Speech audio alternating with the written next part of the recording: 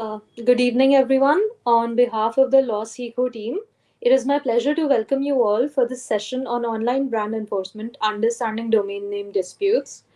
In an age where the internet has become an integral part of our lives, your online presence and brand recognition are paramount. Domain name disputes between companies are often at the forefront of this goal of brand protection. However, many of us are at a stage in our legal learning where the understanding of these disputes is not an easy feat. Today, we are here to make an attempt to achieve that goal or to bridge that gap. And to this end, we have the honor of having Mr. Nikhil Naren, an expert in the field of law and technology. Mr. Naren is an assistant professor at Jindal Global Law School and an off counsel at Scribboard, New Delhi. An author of two published books in the field of law and technology, Mr. Naren is one of the youngest awardees of the prestigious Chevening Scholarship for pursuing masters from the United Kingdom. In furtherance of this, Mr. Naren pursued his LLM from Queen Mary University of London, United Kingdom, after completing his bachelor's from Symbiosis Law School, Noida. It is a pleasure to have you here with us, sir, and I look forward to an interesting and enlightening session tonight. Thank you, Kashish, so very much for the introduction and the preliminary thoughts regarding online brand enforcement. I, I'm sure that the PowerPoint presentation must be visible to the audience, whosoever has joined for the session. And see, to begin with, whenever I have been invited to give a talk on online brand enforcement, I usually start off from the importance of branding, intellectual property, etc. Today, of course, with respect to the paucity of time, and as the title of the session says, that we would be focusing on domain name disputes. What is a domain name? Uh, I am sure that a lot of us are aware of what are domain names, but what is challenging with the penetration of the internet is how are brands trying to protect their image or safeguard their images by protecting their domain names, which might fall in the hands of people who are not having good intentions or malign the brand's image. So during this session, which I think would be somewhere around 45 minutes to an hour, I want to focus on the fundamentals of domain name disputes. We look at some case laws that we've got a chance to work on, and we'll try to draw parallels with other areas or domains of law wherein online brand reputation, online brand management, or online brand enforcement can come into picture. So let us begin. What our domain name is something that I just spoke about. So it's basically it's an address where a website is hosted, and it is managed by ICANN. ICANN stands for Internet Corporation for Assigned Names and Numbers, which is the central organization or the body that takes care of uh, domain names, Internet protocol addresses, and all of that. And they do so via different bodies and organizations through the transgression of power. In terms of domain name, what we need to first understand is what are the types of domain name. Now, of course, if you can see, I'm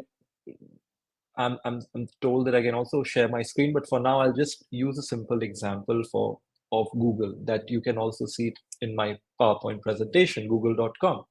So google.com is actually, of course, a trademark of Google LLC or Alphabet Incorporation.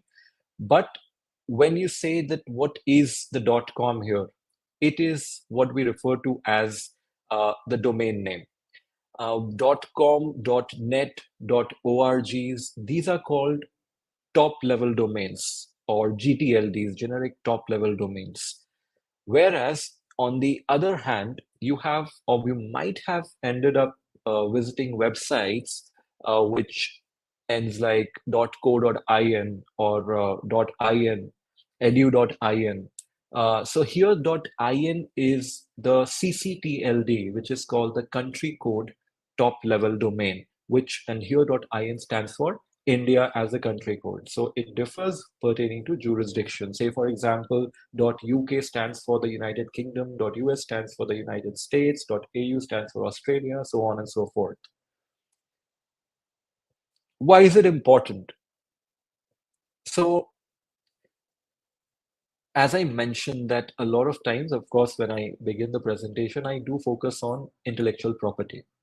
So domain names, which over the years have grown in prominence with respect to the value that it holds for brand owners. Now, as you can see, there are three things here. I don't know why, but some of these, due to some formatting errors, it doesn't show up. But yeah, the first is the brand identity and reputation. The second is revenue generation, and third are the legal remedies. So, firstly, brand identity and reputation. Now, what has happened over past years is when we look at a product in the physical aspect or in the tangible form, we are able to identify if there is an infringement. Say, for example, we might have been, or I'm sure that we have uh, come up with lookalikes of Bisleri, which is one of the most infringed trademarks. I'm sure Bisberry, Bilseri, and so on and so forth. But what happens is that you have a product in the tangible form, which enforcement of certain products may vary substantially when the infringement or the threat to brand reputation is not in the physical world, but it's in the online space. So, what happens when, say, somebody gets bilseri.com registered or bilseri.co.in registered as a domain name, which rightfully belongs to a company, right? So this is one of these aspects wherein the online brand reputation part or the brand identity part comes into play. Now, some of these domain names, of course, are for revenue generation, where they can, wherein there are disputes that involve domains that generate revenue through the advertising or redirecting traffic or something of that sort. In advertising, it's usually the PPCs, which is called the pay-per-click advertisements. So through that, there are certain domain names that can simply generate revenues for company. Now, the legal remedy stands for the brand owners who can pursue the various legal remedy to address the various kinds of online brand threats. You domain name disputes being one of them, to get redressal and protect their brands.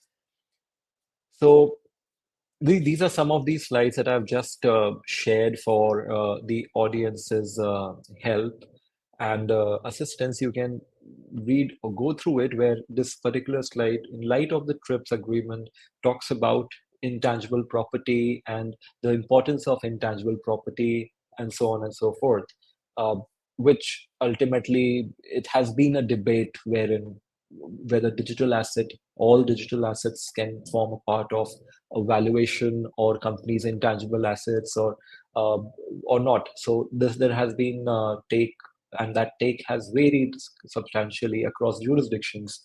So you might want to take a look at it whenever you have time. Uh, but we'll just move forward with the components of a domain name. So it's important, firstly, to understand what uh, are the various components of a domain name.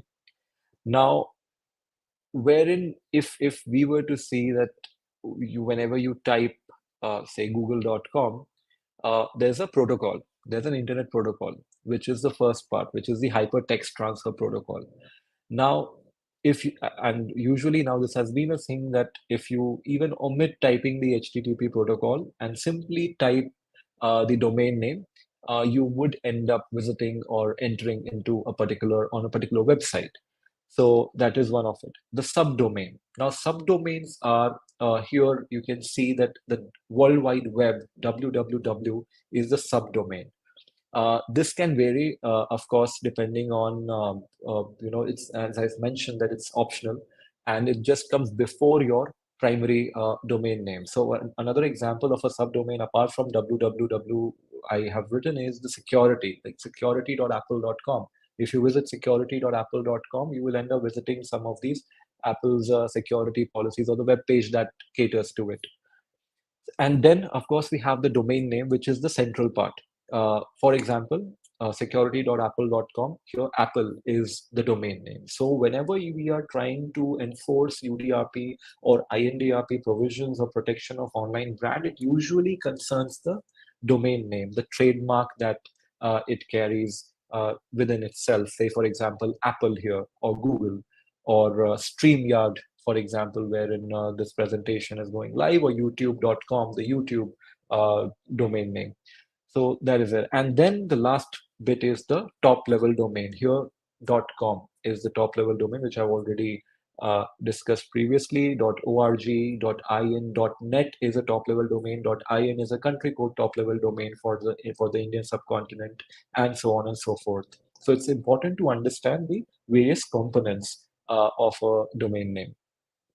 Moving forward here, I've tried to give some examples of the top level domains. What are the generic top level domains and what are the country code top level domains? So you can see for yourself with respect to gaining an information about what are the various kinds of domains. So tomorrow when you end up on a particular website that is a generic top level domain that has, and that those domains are usually expensive than say CCTLDs, any country code top level domain.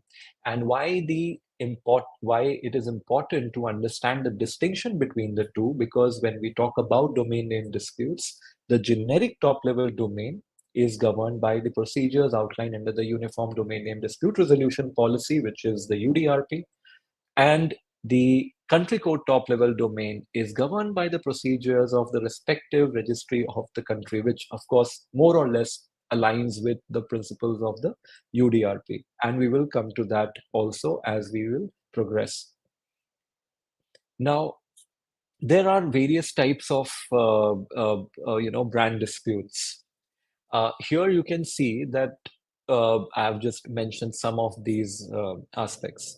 Cyber squatting, of course, we know that what is cyber squatting? Cyber squatting, wherein there is the perpetrator, what he or she tries to do is sit on a domain name, first register a domain name, or either sit or use the domain name for conducting any kind of illegal activity, be it selling fake product, be it giving out or false employment letters or appointment letters, so on and so forth.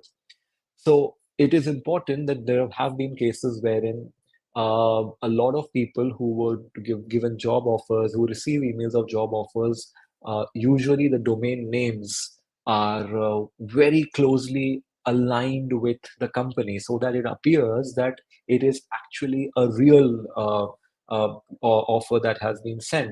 And the perpetrators end up using certain things like contact at the rate whatever the company's name is, some domain related to that .com or .co.in or whatever, or human resources at the rate this, or careers at the rate this, and it appears to the recipient that it is a genuine communication that has been sent. So this is the thing. Now in the online space, what happens is that even if this is targeted towards 10,000 people, some people who are aware may not end up falling in trap. But it is mostly, even if 100 of those people fell into this trap, or fall into this trap, sorry, they would be, losing out on money and different things. Now, the second form is typo squatting. So, cyber squatting, we know. Typo squatting, and I've given some of these examples here. I don't know if you're able to read it. I can also share my screen to just show you an example of uh, typo squatting. Just a second. So, Kashish, is my screen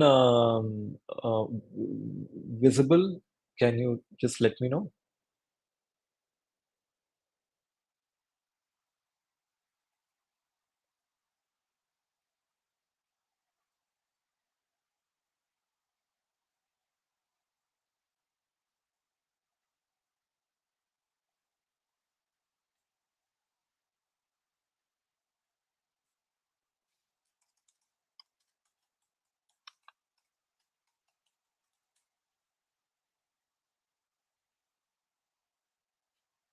Right. Great. Thank you, Kirsch, for the heads up.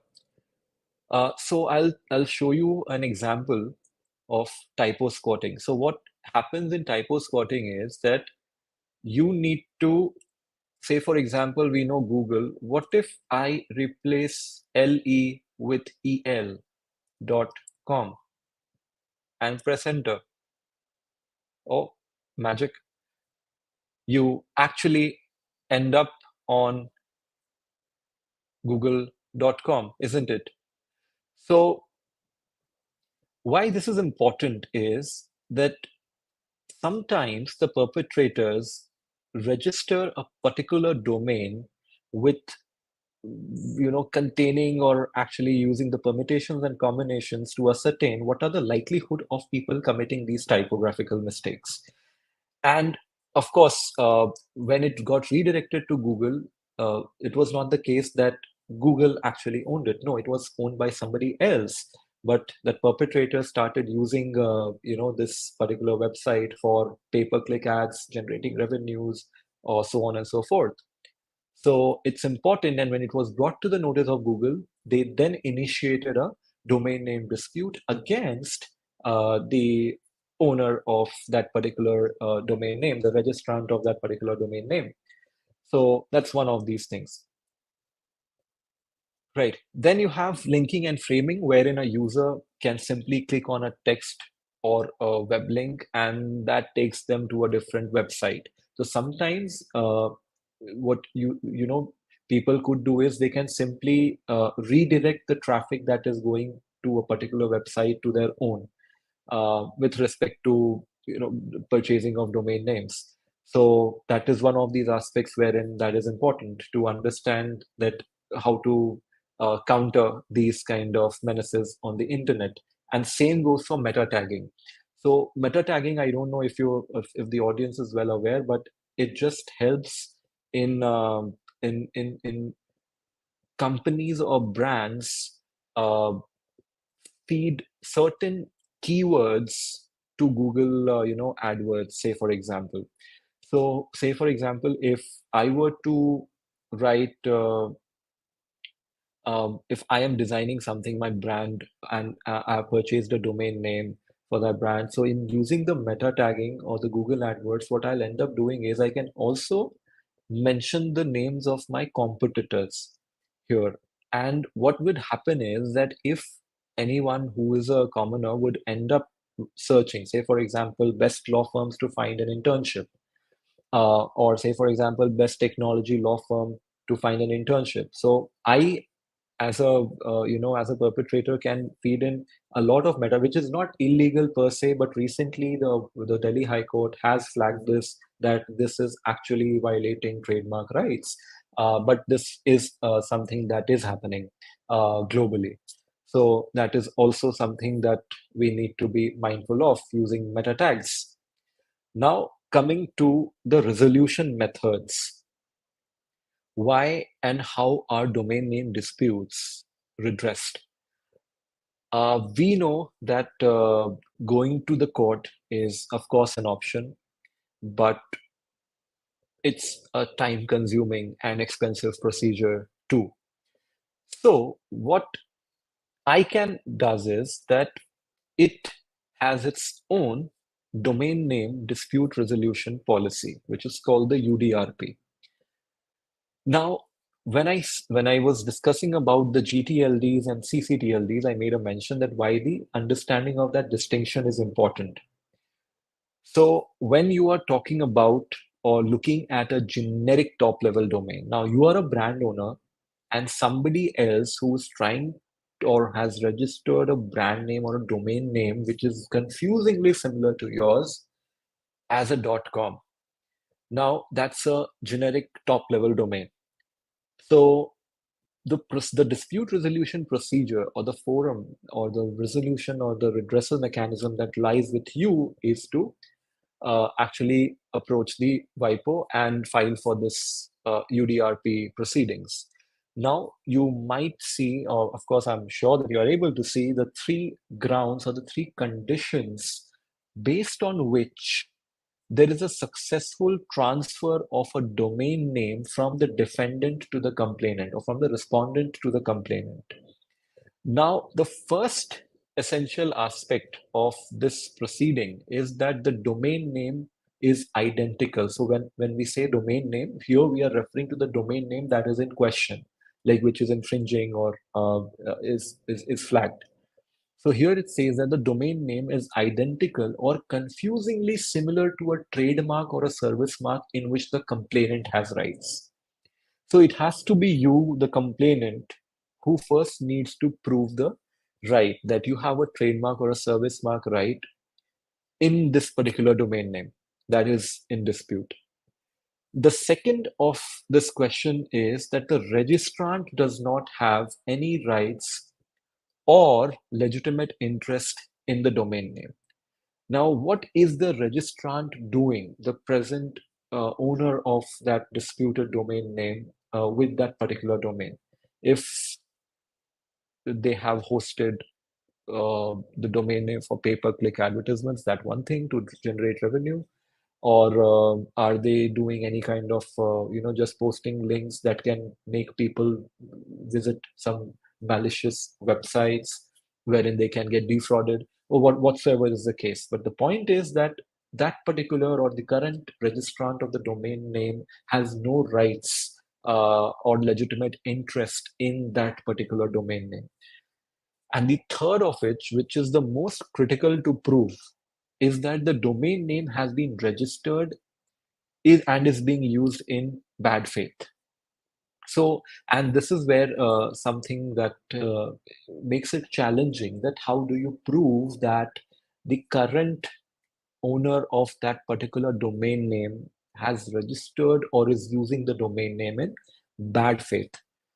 So, say for example, there have been cases wherein and of course, I will talk about this later and when we are done with the INDRP process also, wherein the bad faith component was could not be proven because the original owner of that particular, or the owner of the domain name at the time of dispute got the domain name registered even before the complainant acquired rights in the domain or in the trademark or the service mark in the domain. So it's very important to understand and assess these situations, that what are the likelihood of proving this bad faith and what are the evidences that you can support it with. So this is the UDRP procedure. Now, similarly, as I mentioned that we were talking about the India specific jurisdiction, we have the National Internet Exchange of India, the NIXI, which has been incorporated with the objective of facilitating improved internet services in the country. And of course, you can look at the various activities that it does. So, what Nixie does is Nixie has also been tasked with the responsibility of resolving domain name disputes that are concerned with the country code top level domain, which is as the CCTLDs, that is the .co.in, .in, .edu.in. Now we have .bharat, also a domain name that is going to come or is already here.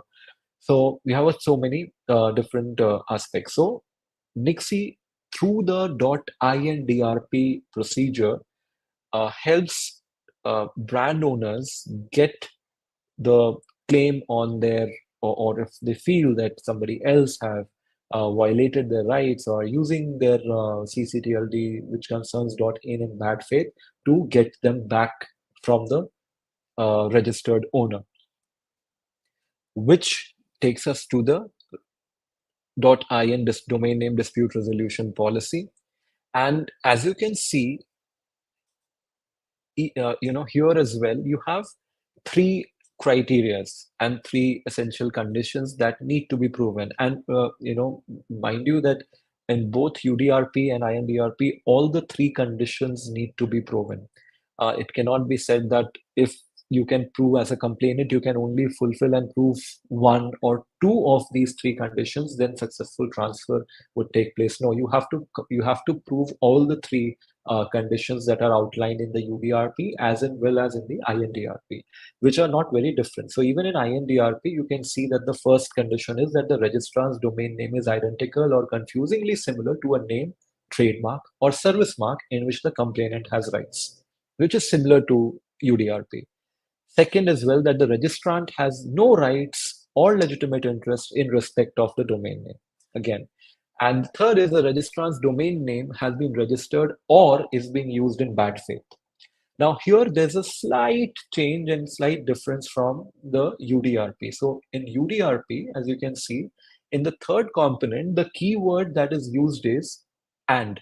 Domain name has been registered and the domain name is being used in bad faith. Whereas in the INDRP, the focus is that the domain name has been registered or is being used in bad faith.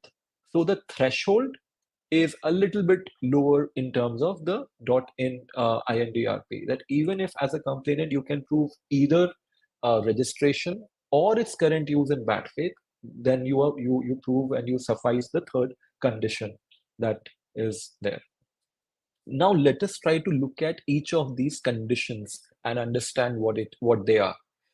The first is that identical or confusingly similar. So of course, see, we understand identical or confusingly similar is that you would not want the audience or the common people to believe that this is a brand which it is not. Now, you can see that I have mentioned some of these things in that particular in this particular slide, wherein the condition for identical or confusingly similar needs to be seen. So here we have two questions: that does a complainant have UDRP rights in a trademark that was registered after the domain name was registered, which was something that I was just discussing 4 or 5 minutes ago. So in under the UDRP, the answer is that the registration of a domain name before a trademark does not prevent a finding of confusing similarity.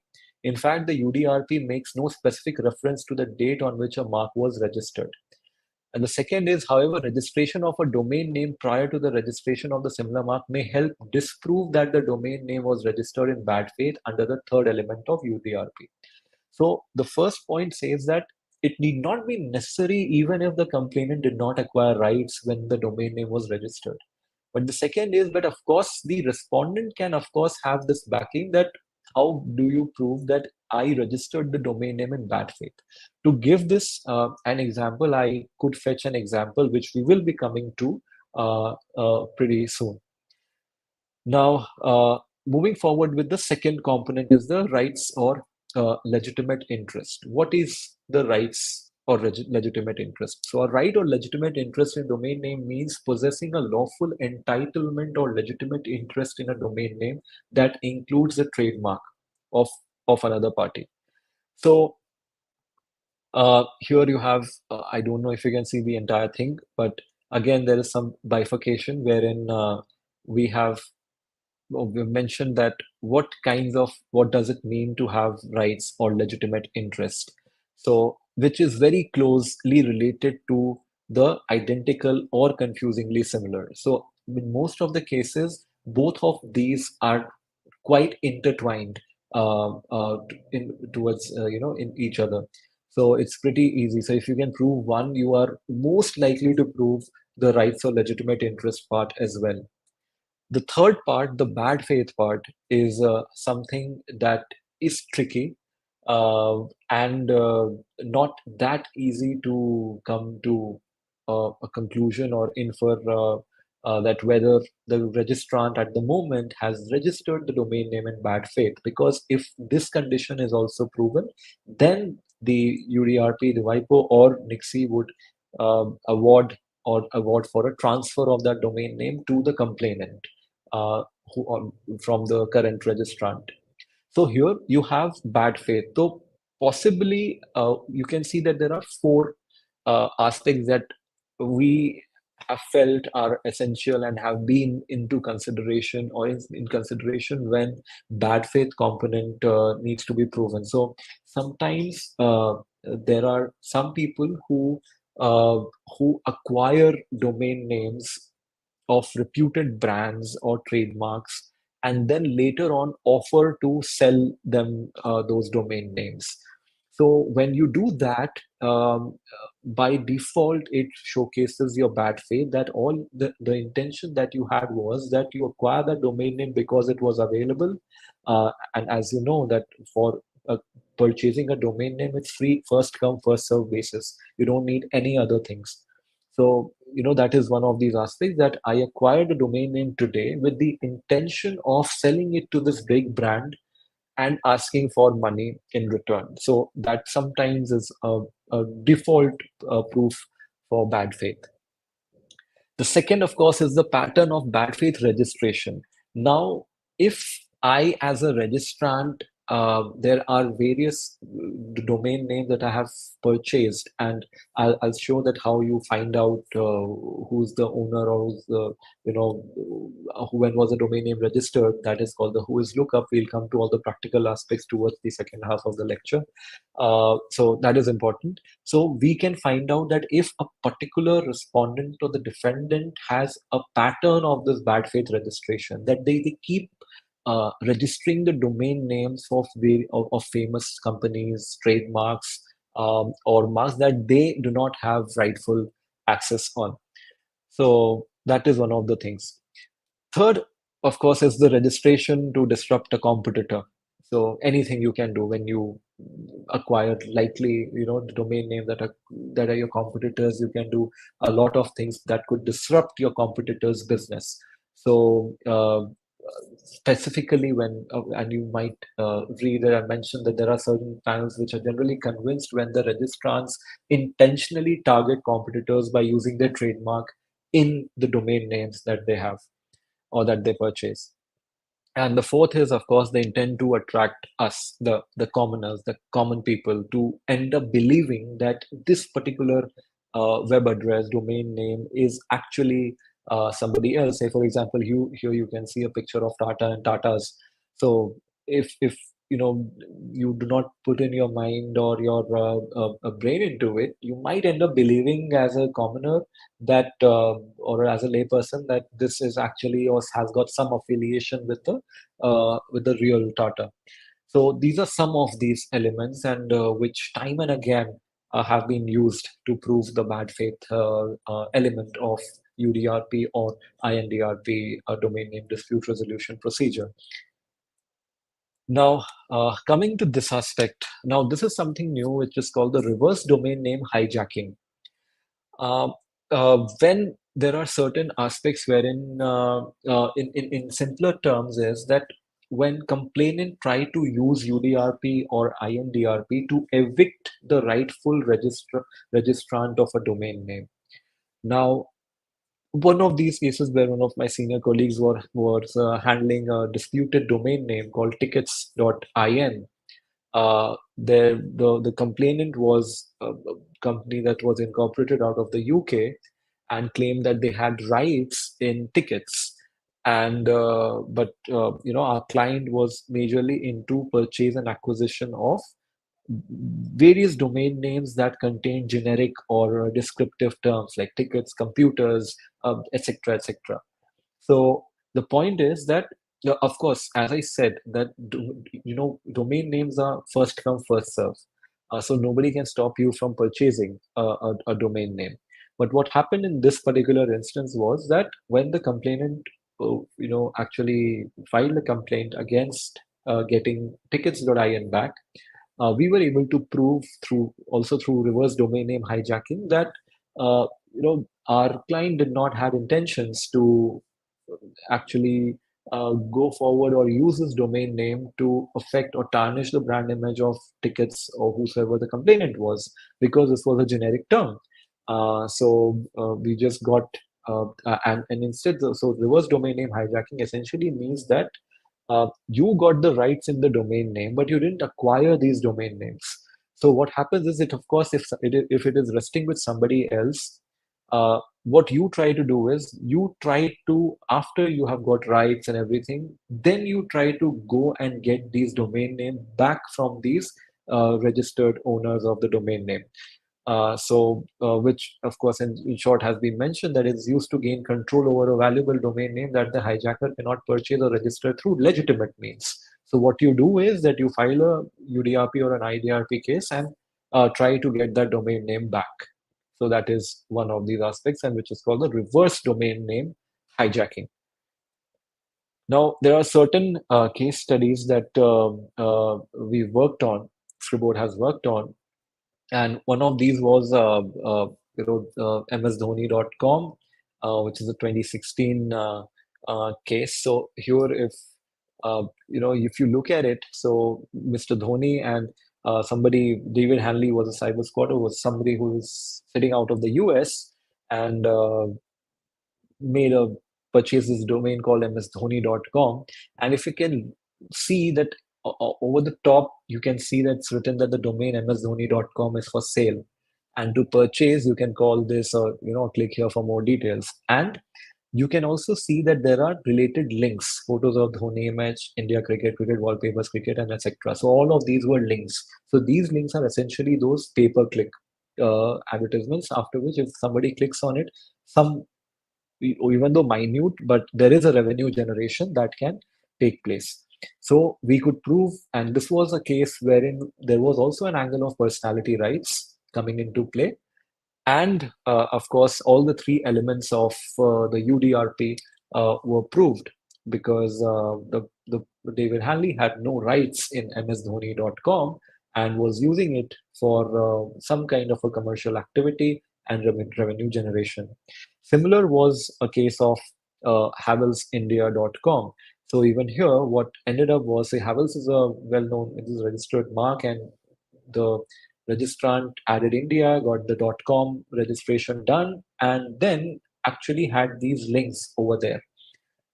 And if you can see that inquire about this domain option is also towards the bottom right.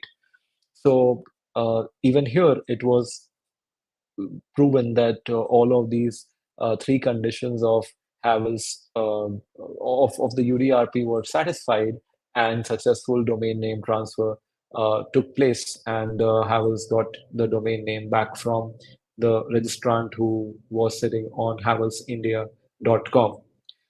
So that is one of these aspects. So, and there are other, of course, notable cases. You can take a look at it. Satyam Infoway versus Sifinet was the only domain name dispute cases. That case was decided by the Honorable Supreme Court of India.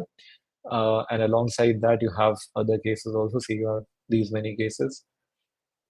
And this one was also interesting, the Microsoft versus Microsoft, wherein this Canadian student by the name of Micro registered this domain name Microsoft.com for a part-time web design business. So what happened was that Microsoft believed that the domain name was infringing on their trademarks and requested Micro to surrender it. But after the negotiation, Microsoft even offered to pay $10 to the Canadian student for the transfer, and to which the student then demanded 10,000 US dollars.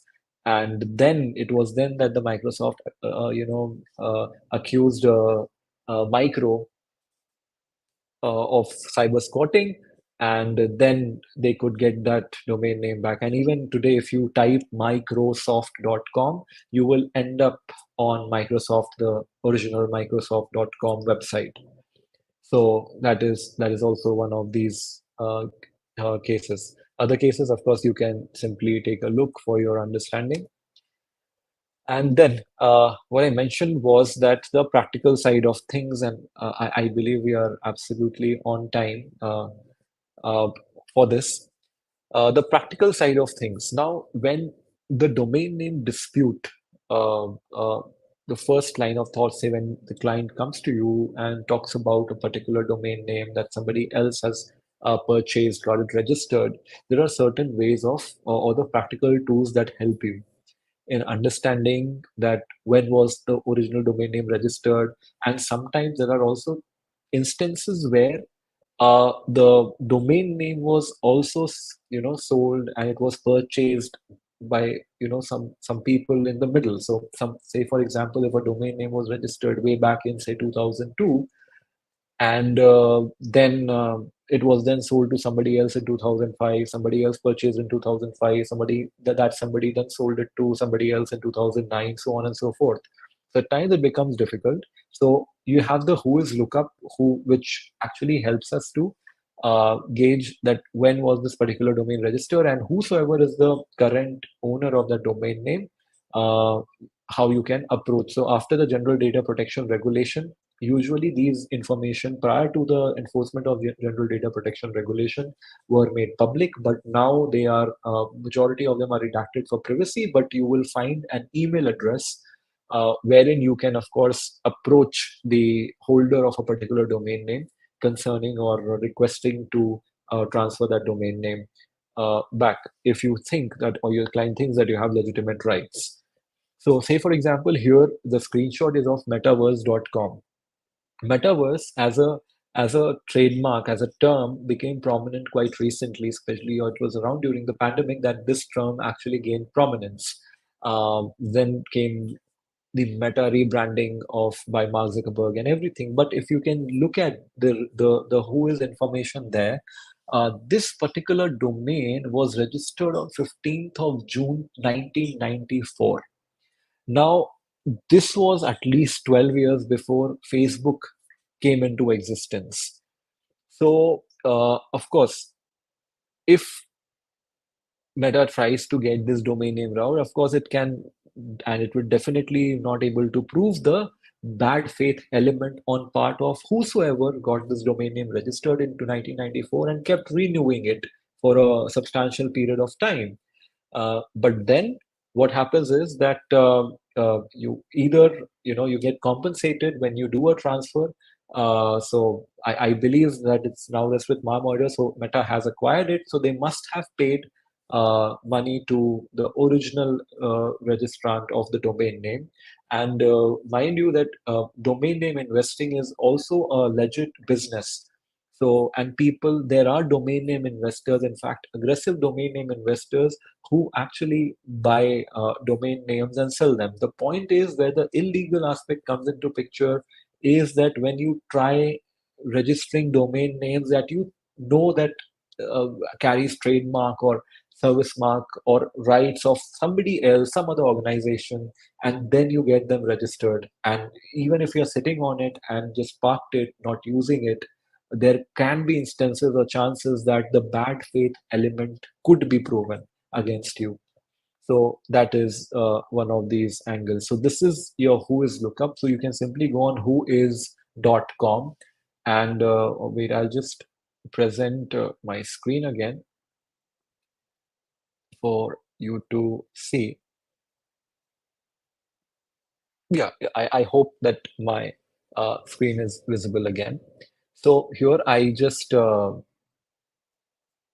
out this information, and when I did that GOOGEL.com thing, so I wanted to take your attention, and again I actually looked up google.com instead of google.com. So if you can see here, even here you have the registration date of 24th of January 2001. That was the time when somebody registered google.com. And of course, it was updated sometime in the middle. That's 23rd of December 2022. And the point is that it now rests with Google LLC. So they have acquired it. So this is the aspect of online brand enforcement or reputation, which I was emphasizing on. uh, is my yes my PPT is there. So and so as domain name lawyers and I'll tell you something that there's a difference between intellectual property or trademark attorneys and domain name lawyers.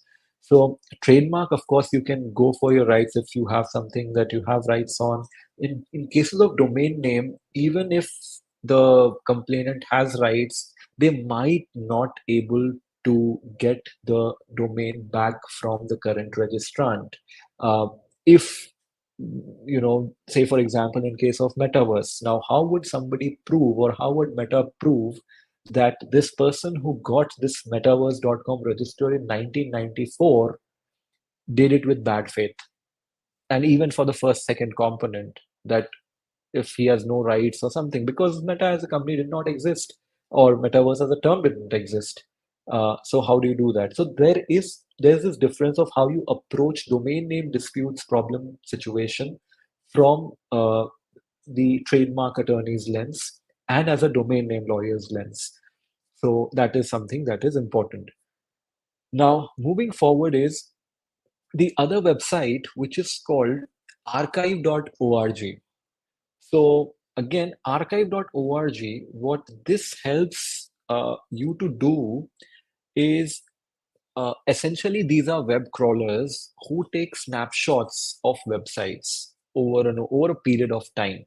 So I'll again present my screen to show you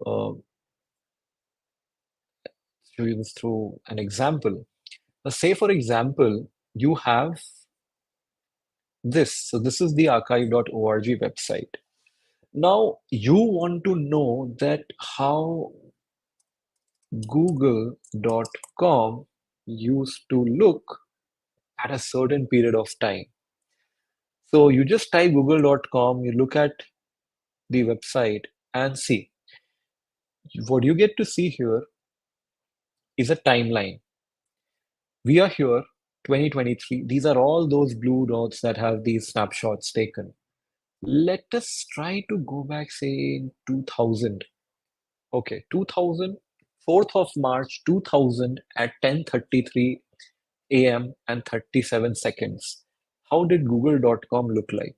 Oh, it looked like this. So Google service mark, and it looked like this. So at times this tool becomes important because when, say, you register a complaint against a particular respondent, they might end up claiming that we are not doing anything illegal, or we were not even using, or I was not even using this domain name. But through archive.org, you can actually figure out if this domain name was ever into existence or was being used for a purpose. Even if it was for, as we saw, msdhoni.com or Havels India, even for hosting those links that led to some kind of a, even minute, but some kind of a revenue generation. Now imagine if there was havelsindia.com, and if I searched Havels India, I end up visiting that website and click on one of these links. So every link, every click gives the registrant some kind of a share, even minute, but it does. So there's a commercial activity that is taking place, which is actually, and that person is actually riding on the goodwill of a well-known mark, it's Havels. So these are certain aspects and examples. So here, of course, had to be India specific. So these are some of these trends that we have been seeing in the for with respect to the CCTLDs, which is called, of course, the concerning just the .ins domain name. And you can look at until say 2022, and this is rising, this is increasing. So there are over 100 INDRP complaints that are filed annually at the National Internet Exchange of India, and which is the which of these elements are there when the brand owners fail. So you can see that there are, when I say element, it is the three conditions, the first, second, and the third. So you will see that it is usually the second element that comes into picture, wherein brand owners are not able to prove that let us revisit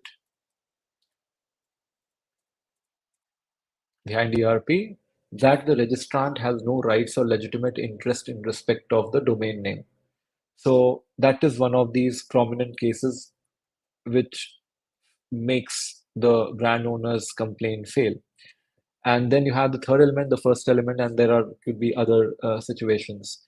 Now you have the complaint success rates. You have INDRP complaints have a 95% success rate, and INDRP also, unlike the UDRP, also gives the complainant an option to ask for compensation for the damage to brand reputation or whatever. But it depends on a lot of situations and circumstances. In UDRP, no additional compensation, I think that's required. It's usually the domain name transfer that takes place. So I believe that I arrive at the end of my PowerPoint and my presentation concerning domain names. I would love to have questions because those are those bits that can help in better understanding and flow of ideas. So thank you so very much. I hand over the control to Kashish, if you're here. Yes, sir. Uh, Thank you Right. so much, sir. That was a great session. Uh, if you don't mind, we can wait a minute or two if there are any questions. Of course, why not? Yeah, I'm looking forward to the questions because these are very intriguing and niche areas. So if there are particular questions in the minds of audience, it's better to address them and then carry forward the discussions.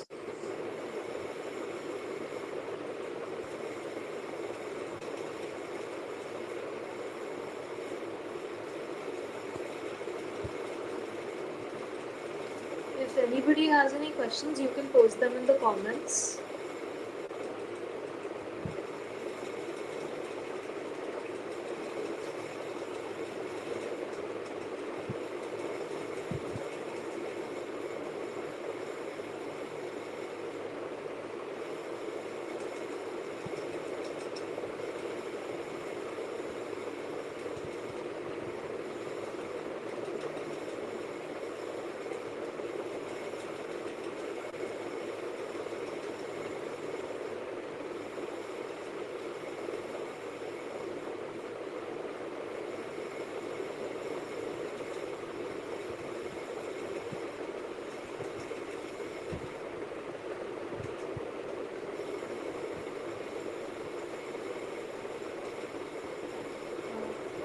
So I think there's one question from Utkarsh.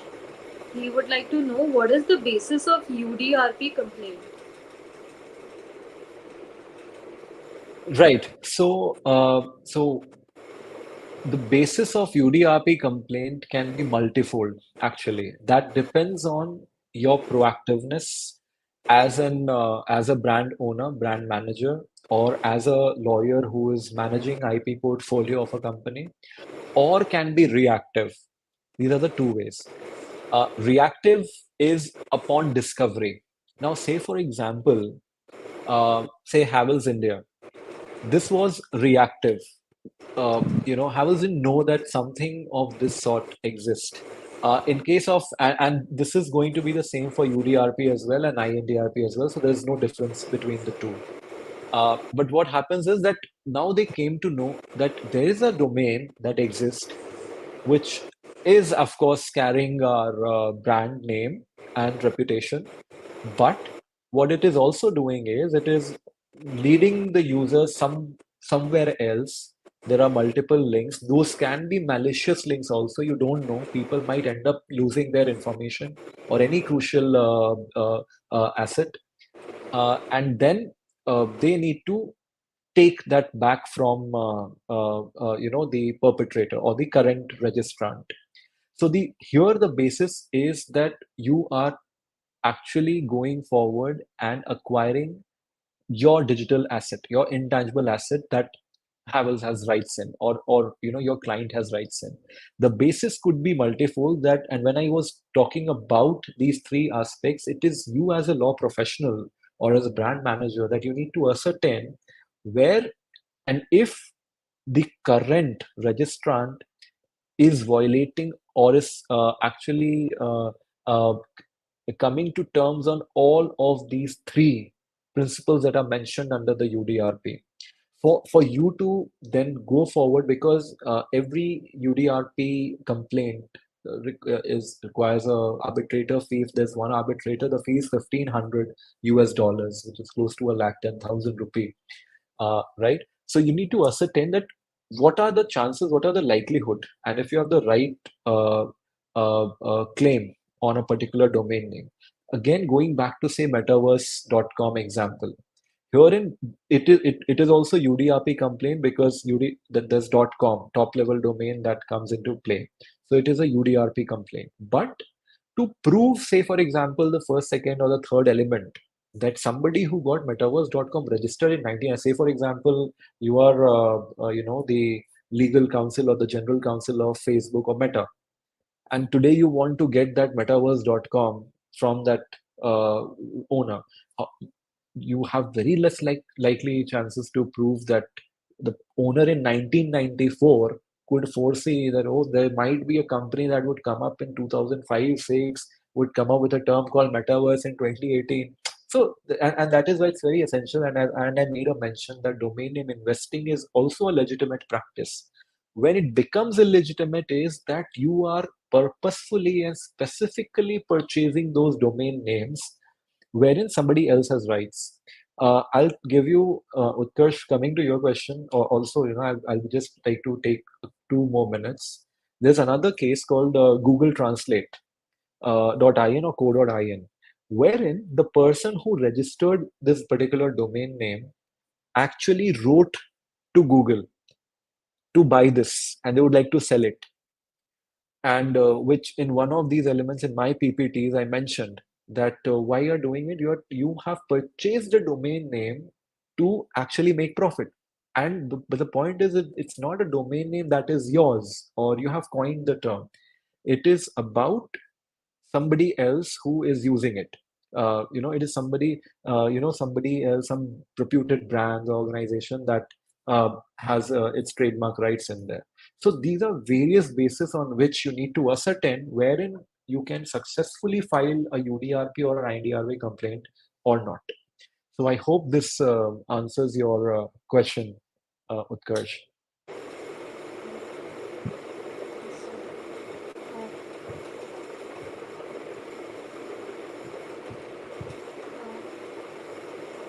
If there are any other questions, you can still post them in the comments.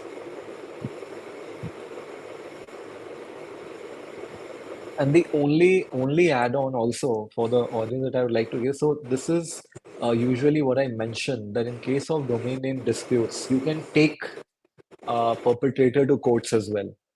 But the point is that again, it's a lengthy, time-consuming, and then enforcing these awards cross-border becomes quite challenging.